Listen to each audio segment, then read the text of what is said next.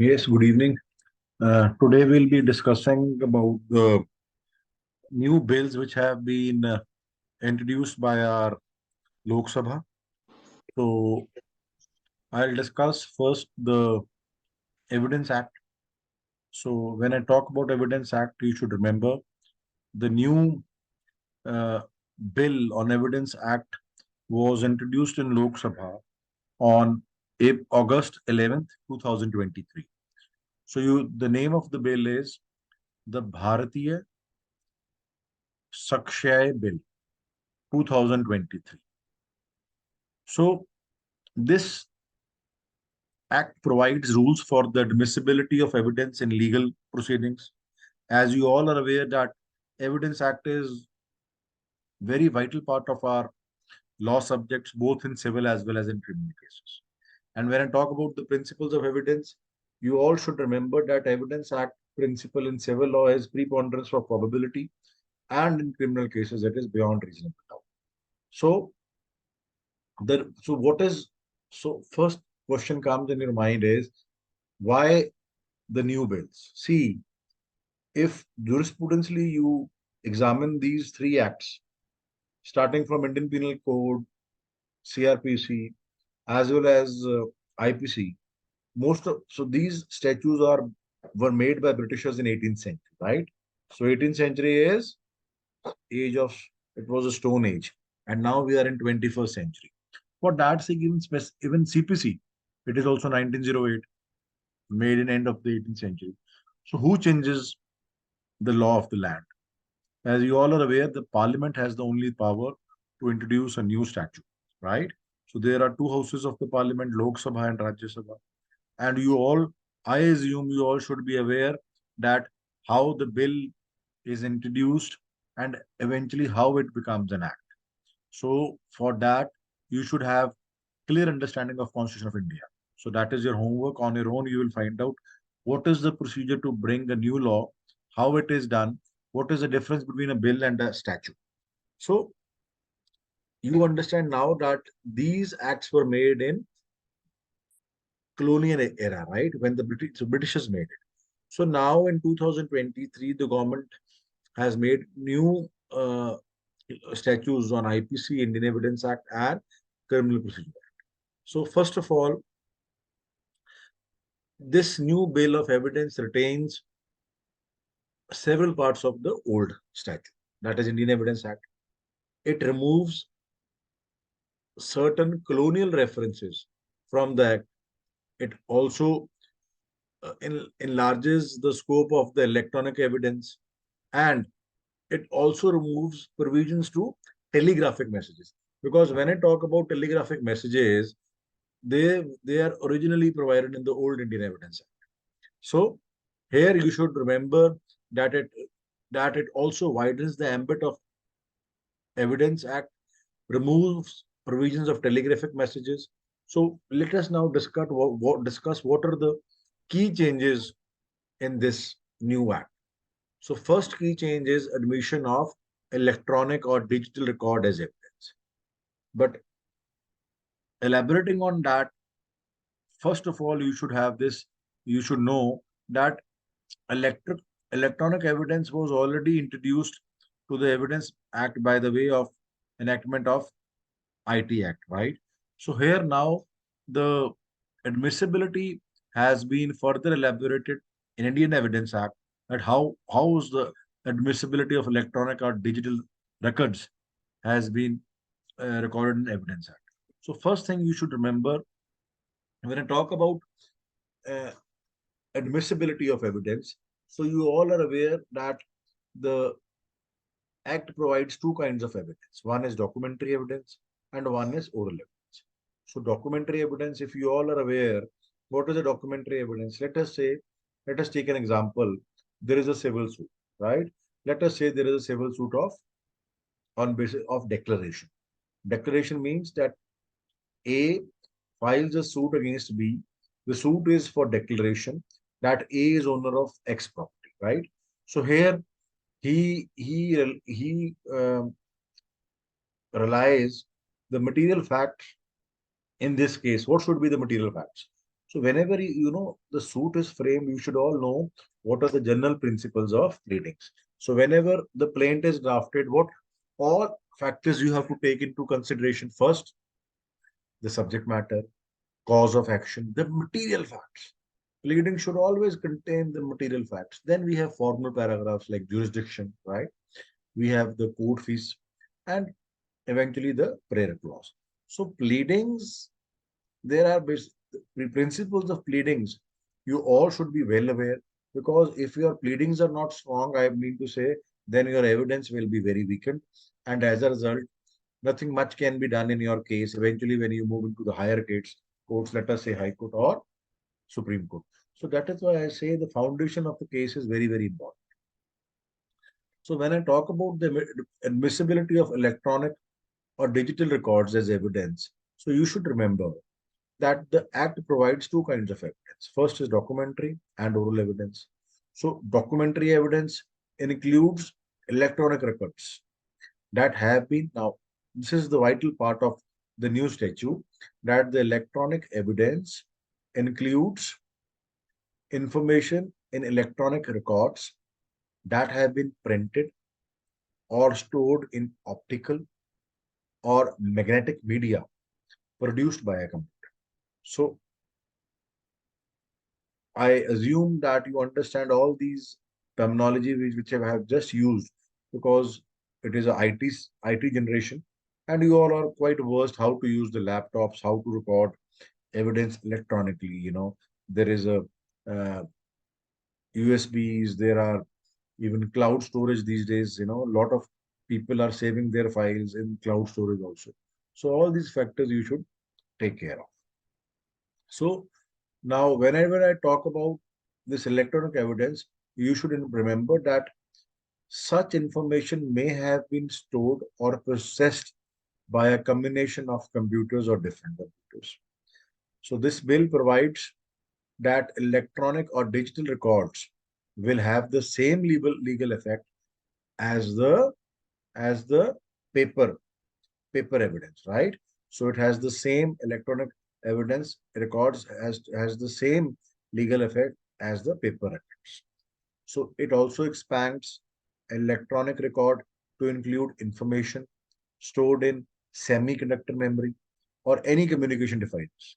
Any communication devices, examples, smartphones, laptops. So this will also include records on emails, right? So, you know, all these things were present earlier also. Like if I send somebody an email, I use that will always be having a evidentiary value, because here the electronic evidence by the way of email, this was also elaborated by Supreme Court by way of judicial. But eventually now the Parliament has taken note of it, and now they have put this in a statute. So you all should remember that this will also include records on email, server, logs, smartphones, locational evidence, and voicemails.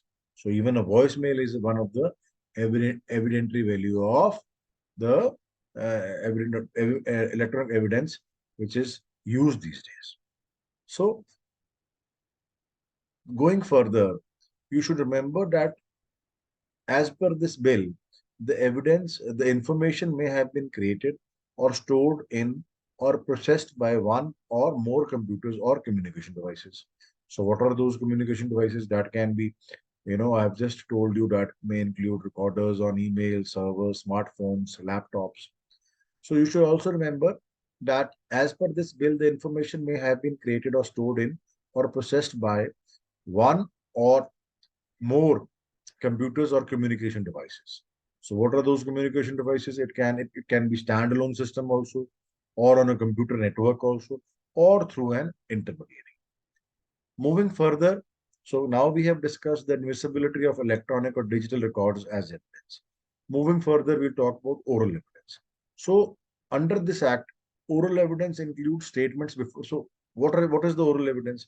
You all know. First, you should know how the evidence is tendered in the court. Evidence is tendered in the court by way of affidavit. Now, this was mentioned. This is mentioned by way of amendment in your Evidence Act also. But you know what is the original of this? Why this amendment was carried out?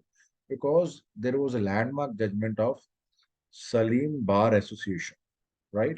So this was the landmark judgment where a lot of amendments in CPC and Indian Evidence Act were carried out.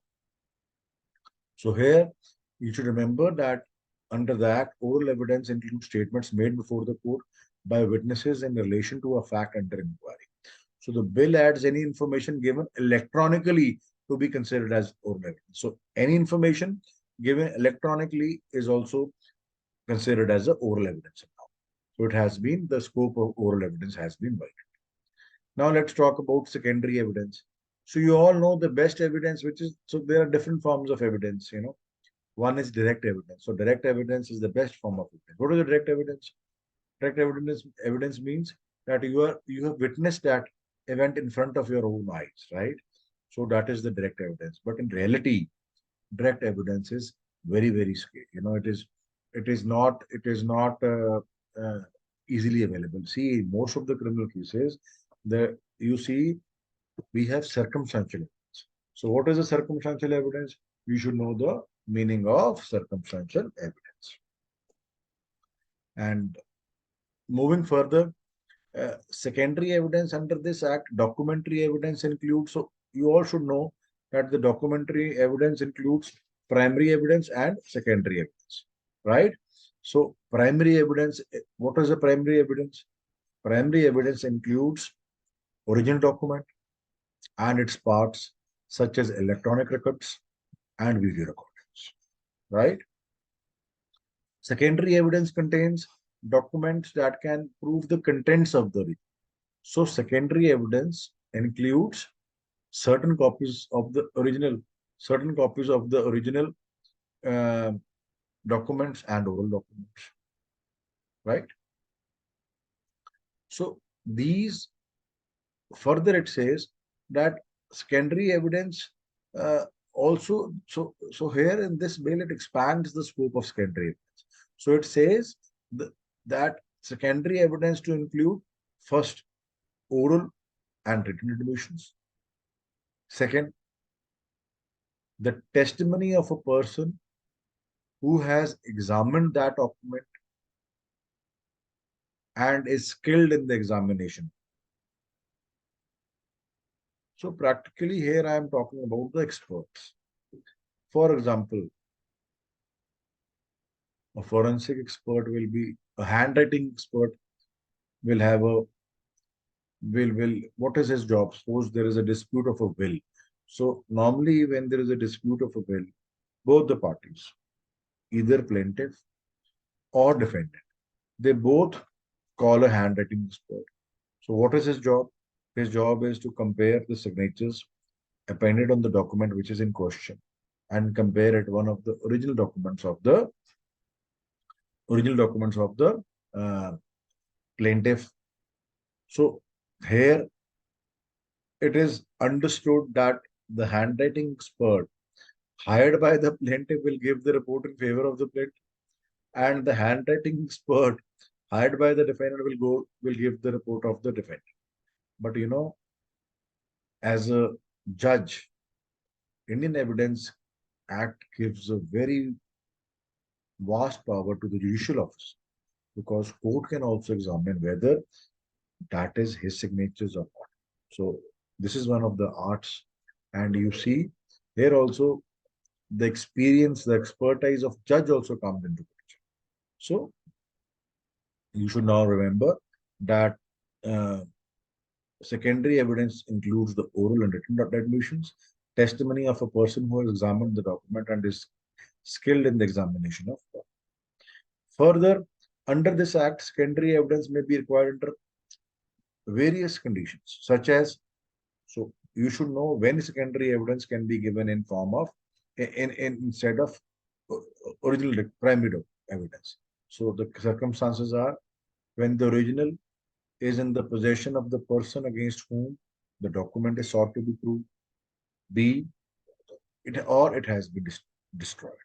But this bill adds that secondary evidence may be required if the genuineness of the documents itself is in question. So this is a further addition when the genuineness of the document is in question. Now moving further, there is another change which talks about production of documents. So production of documents, how are documents produced?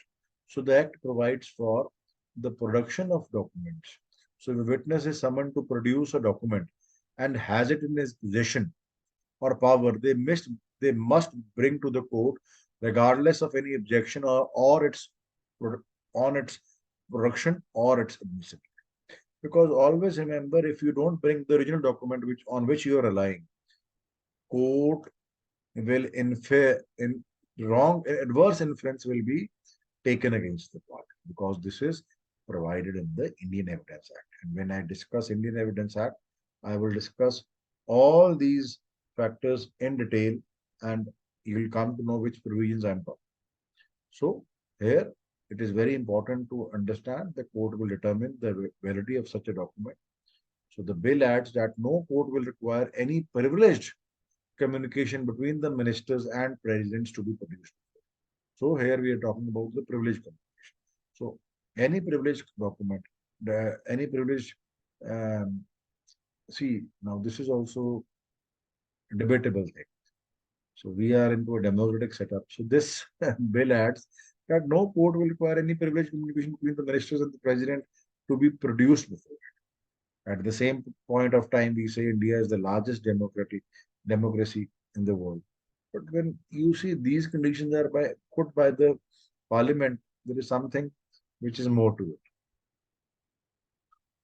So moving forward, now we talk about joint trials. So a joint trial refers to the trial of more than one person or more. This I think you are all aware. So the act states that in a joint trial, if a confession made by one of the accused, which also affects the other accused, is proven, it will proven it will be treated as confession against both. The bill adds an explanation to this provision. It states that trial of multiple persons where an accused has absconded or has not been responded to an arrest will be treated as a joint trial. So this aspect I will discuss with you when we will be doing trials in CRPC. So these are few important changes which are done in Indian Evidence Act. Now we call it the Bharatiya Sakshai SAKSHY A Bill 2023. So I'll have a 2 minutes break and then I rejoin.